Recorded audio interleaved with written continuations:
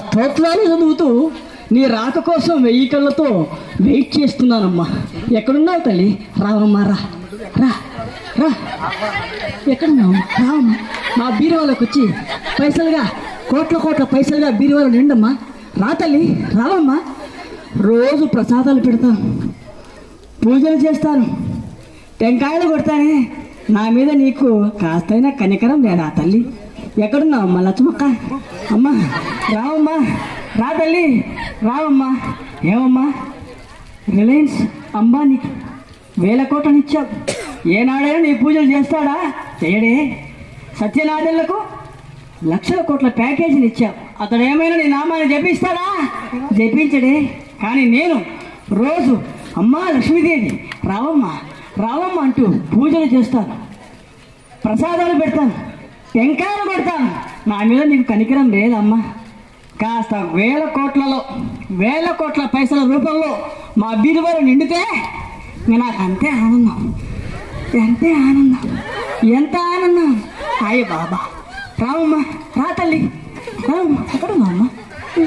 స్వామి, అదిగో నా భక్తుడు చూడు, నిత్యము నన్నే ధ్యానిస్తున్నాడు, పూజలు చేస్తున్నాడు, వ్రతాలు చేస్తున్నాడు.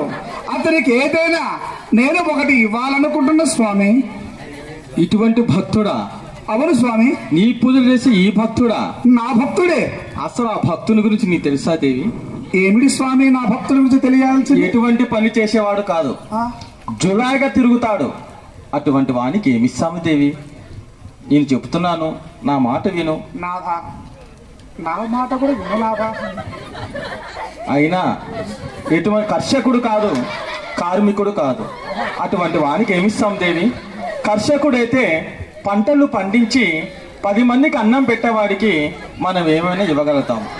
అదే కార్మికుడైతే కాయా కష్టం పని చేసుకొని 10 మందికి ఉపయోగపడే పని చేసేవానికి అటువంటి వానికి ఏమైనా ఇవ్వగలుగుతాం. ఇటువంటి వానికి ఏమిస్తాం దేవి? నా మాట విను.